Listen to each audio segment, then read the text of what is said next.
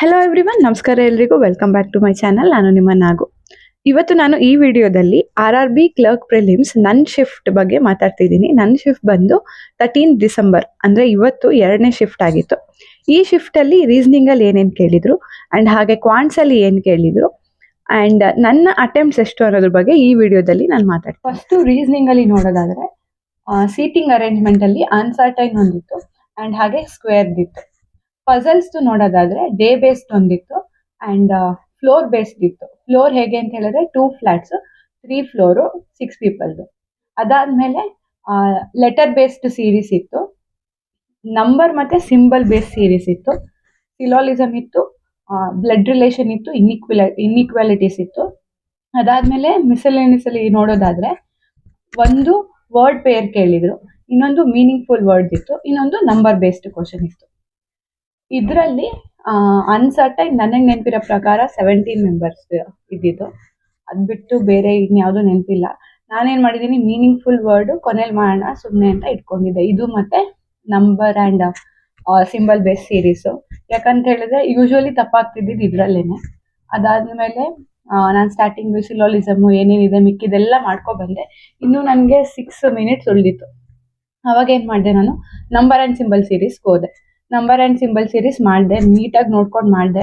And ಇದರಲ್ಲಿ ಏನಾಗಿದೆ, ಎಷ್ಟೊಂದು ಜನ ಪಾಪ ರೈಟ್ ಸೈಡ್ಗೆ ಸ್ಕ್ರಾಲ್ ಮಾಡಿ ನೋಡಿಲ್ಲ. ಅಲ್ಲಿ ಇನ್ನೂ ಲೆಟರ್ ಇದು ನಂಬರು ಮತ್ತು ಸಿಂಬಲ್ಸ್ ಇನ್ನೂ ಇತ್ತು. ಸುಮಾರು ಜನ ಸ್ಕ್ರಾಲ್ ಮಾಡಿ ನೋಡಿಲ್ಲ ಅನ್ಸುತ್ತೆ. ನಾನು ಇನ್ನೂ ನೀಟಾಗಿ ಟೈಮ್ ಇದ್ದಿದ್ದ ಕಾರಣ ಸ್ಟಡಿ ಒಂದ್ಸತಿ ನೋಡೋಣ, ಇಷ್ಟು ಕೊಟ್ಟಿರಲ್ವಲ್ಲ ಇನ್ನೂ ಇದೆಯಾ ಅಂತ ಕೆಳಗಡೆ ಹಿಂಗೆ ಸ್ಕ್ರಾಲ್ ಮಾಡೋಕ್ಕೆ ನೋಡಿದೆ. ಸೊ ಇತ್ತು. ಸೊ ನನ್ನ ಪುಣ್ಯ, ನಾನು ನೋಡಿದ್ದೀನಿ, ನೀಟಾಗಿ ಆನ್ಸರ್ ಮಾಡಿ ಬಂದಿದ್ದೀನಿ. ಅದಾದಮೇಲೆ ನಂಗೆ ಇನ್ನೂ 2 ನಿಮಿಷ ಉಳ್ಕೊಂಡಿತ್ತು. ನಾನೇನು ಮಾಡಿದೆ, ಈ ಮೀನಿಂಗ್ಫುಲ್ ವರ್ಡ್ನ ಮಾಡೋದಕ್ಕೆ ಹೋಗೋದು ಬೇಡ.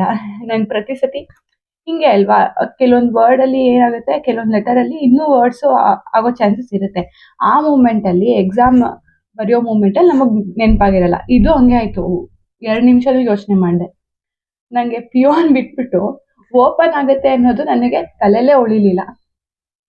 ಸೊ ಏನು ಮಾಡಿದೆ, ಆನ್ಸರ್ ಮಾಡಬಾರ್ದು ಅಂತ ಅನ್ಕೊಂಡಿದ್ದವಳು ರೈಟ್ ಸೈಡಿಂದ ಸೆಕೆಂಡ್ ಎಲ್ಲ ಕೇಳಿದ್ದು ಓ ಅಂತ ಮಾಡ್ಬೋದು ಬಂದೆ. ಆಮೇಲೆ ಮನೇಲಿ ಬಂದ್ಮೇಲೆ ನೋಡ್ತಿದ್ದೀನಿ ಓಪನ್ ಆಗುತ್ತಲ್ಲ ಅಂತ ಗೊತ್ತಾಯ್ತು. ಸೊ ಇದು ನಾನು ಮಾಡಿರೋದು ಫಾಲ್ಟು. ಅದಾದ್ಮೇಲೆ ಸಿಲೋಲಿಸಮಲ್ಲಿ ಈ ಶಿಫ್ಟ್ ಯಾರು ಅಟೆಂಡ್ ಮಾಡಿದ್ರೆ ಹೇಳಿ, ವಿಚ್ ಫಾಲೋಸ್ ಕೊಟ್ಟಿದ್ರ ಅಥವಾ ಡಸ್ ನಾಟ್ ಫಾಲೋ ಕೊಟ್ಟಿದ್ರ ಆನ್ಸರ್ ಮಾಡೋದಕ್ಕೆ ಅಂತ. ನಾನು 3 ಫಾಲೋ ಕೊಟ್ಟಿದ್ದೆ, ಮಾಡಿ ಬಂದಿದ್ದೀನಿ.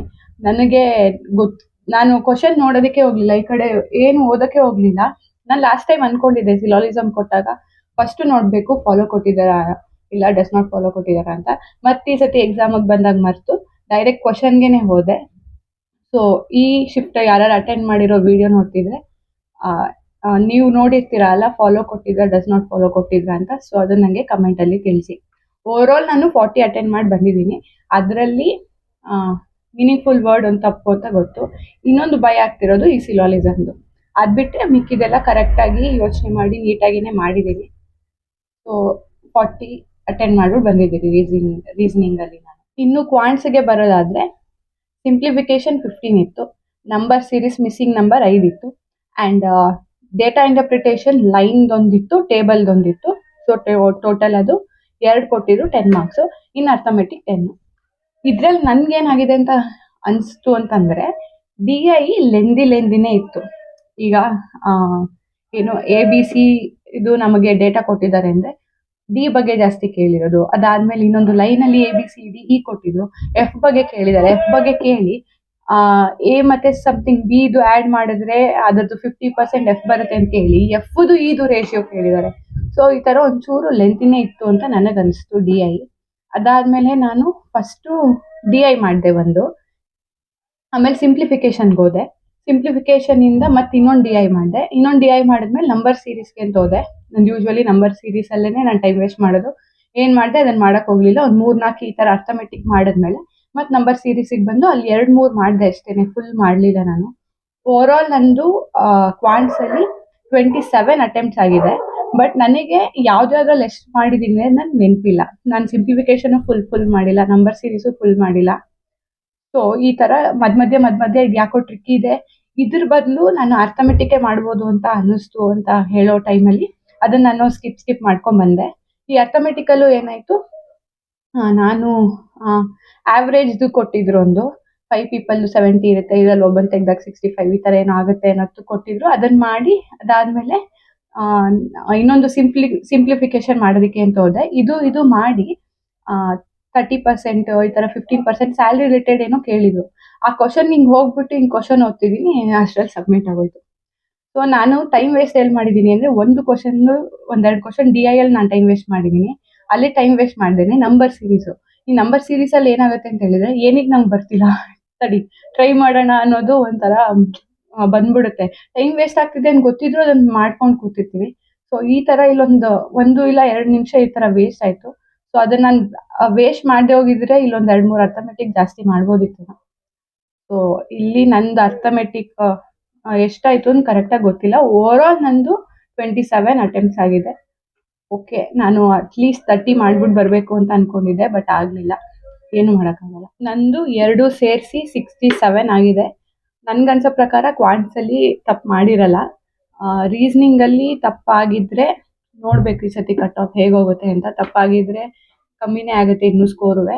ಆಮೇಲೆ ಇಲ್ಲಿ DI ಇವೆಲ್ಲ ಲೆಂದಿ ಇದ್ದಿದ್ದಕ್ಕೆ ನಾರ್ಮಲೈಸೇಷನಲ್ಲಿ ಜಾಸ್ತಿ ಬರುತ್ತಾ ಅನ್ನೋದು ನೋಡಬೇಕು. ಸೊ ಸದ್ಯಕ್ಕೆ RRB POಗೆ ಅಂತ ಪ್ರಿಪೇರ್ ಆಗ್ತಾ ಇರೋದು ಮೇನ್ಸಿಗೆ. ಅದಾದಮೇಲೆ ಕ್ಲರ್ಕಿಗೂ ಪ್ರಿಪೇರ್ ಆಗ್ತಾ ಹೋಗೋದು. ಪಾಸ್ ಆಗಿಲ್ಲ ಅಂತ ಹೇಳಿದ್ರೆ ಏನು ಮಾಡೋಕ್ಕಾಗಲ್ಲ. ಪಾಸ್ ಆಗಿದ್ರೆ ಬರೆದ್ಬಿಟ್ಟು ಬರೋದು ಮೇನ್ಸ್. ಆ್ಯಂಡ್ ಹಾಗೆ ನೀವೆಲ್ಲ ಎಷ್ಟು ಅಟೆಂಪ್ಟ್ ಮಾಡ್ಬಿಟ್ಟು ಬಂದಿದ್ದೀರಾ, ನಿಮ್ಗೆ ಹೇಗನ್ನಿಸ್ತು ಈ ಶಿಫ್ಟು, ಆರ್ ನೀವು ಬರ್ದಿರೋ ಶಿಫ್ಟ್ ಎಷ್ಟು ತಪ್ಪಿತ್ತು, ನೀವೆಷ್ಟು ಅಟೆಂಪ್ಟ್ ಮಾಡಿದ್ರಿ ಅಂತ ನನಗೆ ಕಮೆಂಟಲ್ಲಿ ತಿಳಿಸಿ. ಆ್ಯಂಡ್ ಹಾಗೆ ಇವತ್ತು ಬೆಳಗ್ಗೆ ಒಬ್ಬರು ಬಂದು ಮಾತಾಡ್ಸಿದ್ರು, ನೀವು ಬುಕ್ಕಿಶ್ನಾಗೋ ಅಲ್ವಾ ಅಂತ. ಬೆಳಗ್ಗೆ ಒಳಗಡೆ ಹೋಗೋ ಮುಂಚೆ ಸುಮಾರು ಹೊತ್ತು ಮಾತಾಡಿದ್ವಿ, ಎಕ್ಸಾಮ್ ಸೆಂಟರ್ ಒಳಗಡೆ ಹೋಗೋ ಮುಂಚೆ. ಮತ್ತೆ ಅವರು ವಾಪಸ್ ಹೋಗ್ಬೇಕಾದ್ರೆ ಸಿಗಲಿಲ್ಲ. ಸೊ ಈ ವಿಡಿಯೋ ಅವ್ರು ನೋಡ್ತಾ ಇದ್ದಾರೆ. ಥ್ಯಾಂಕ್ಸ್ ನನ್ನ ಮಾತಾಡ್ಸಿದ್ದಕ್ಕೆ. ತುಂಬ ಖುಷಿಯಾಯಿತು ನಿಮ್ಮ ಜೊತೆ ಮಾತಾಡಿ. ಎಕ್ಸಾಮ್ ಚೆನ್ನಾಗಿ ಮಾಡಿದ್ದೀರಾ ಅಂತ ಅನ್ಕೊತೀನಿ. ಇನ್ನು ನಿಮಗೆ ಮೇನ್ಸ್ ಎಕ್ಸಾಮ್ಗೆ ಆಲ್ ದ ಬೆಸ್ಟ್. ಆ್ಯಂಡ್ ಈ ಮಿಕ್ಕಿದ ಎಲ್ಲರಿಗೂ, ಈ ವಿಡಿಯೋ ನೋಡ್ತಿರೋ ಎಲ್ಲರಿಗೂ ಮೇನ್ಸ್ ಎಕ್ಸಾಮ್ಗೆ ಆಲ್ ದ ಬೆಸ್ಟ್. RRB POಗೆ ಪ್ರಿಪೇರ್ ಆಗ್ತಾ ಹೋಗಿ. PO ಆಗಲಿಲ್ಲ ಅಂತ ಹೇಳಿದ್ರೆ ಬೇಜಾರು ಮಾಡ್ಕೊಳಕ್ಕೆ ಹೋಗ್ಬೇಡಿ. ಕ್ಲರ್ಕ್ ಮೇನ್ಸಿಗೆ ಪ್ರಿಪೇರ್ ಆಗ್ತಾ ಹೋಗಿ. ಆ್ಯಂಡ್ ಎಕ್ಸಾಮ್ಸ್ನ ಚೆನ್ನಾಗಿ ಮಾಡಿ ಬನ್ನಿ. ನನಗೂ ಗೊತ್ತಿಲ್ಲ RRB PO ಆಗಿದೆಯಾ ಏನು ಅಂತ. ಸೊ ರಿಸಲ್ಟ್ ಬರೋ ತನಕ ಪ್ರಿಪೇರ್ ಆಗ್ತಿರ್ತೀನಿ. ಪಾಸ್ ಆಗಿದ್ರೆ ಕಂಟಿನ್ಯೂ ಮಾಡೋದು, ಇಲ್ಲ ಅಂತ ಹೇಳಿದ್ರೆ ಒಂದು ಸ್ವಲ್ಪ ದಿನ ಬ್ರೇಕ್ ತೊಗೊಂಡು ಮತ್ತೆ ಕ್ಲರ್ಕಿಗೆ ಅಂತ ಪ್ರಿಪೇರ್ ಆಗೋದು. ಸೊ ನೋಡೋಣ ಏನಾಗುತ್ತೆ ಅಂತ. ಆ್ಯಂಡ್ ಹಾಗೆ thank you so much for watching this video. ಈ ವಿಡಿಯೋ ಇಷ್ಟ ಆಗಿದ್ರೆ ಲೈಕ್ ಮಾಡಿ, ಶೇರ್ ಮಾಡಿ, ಕಮೆಂಟ್ ಮಾಡಿ, ಆ್ಯಂಡ್ ಸಬ್ಸ್ಕ್ರೈಬ್ ಮಾಡೋದಂತೂ ಮರಿಬೇಡಿ. Thank you.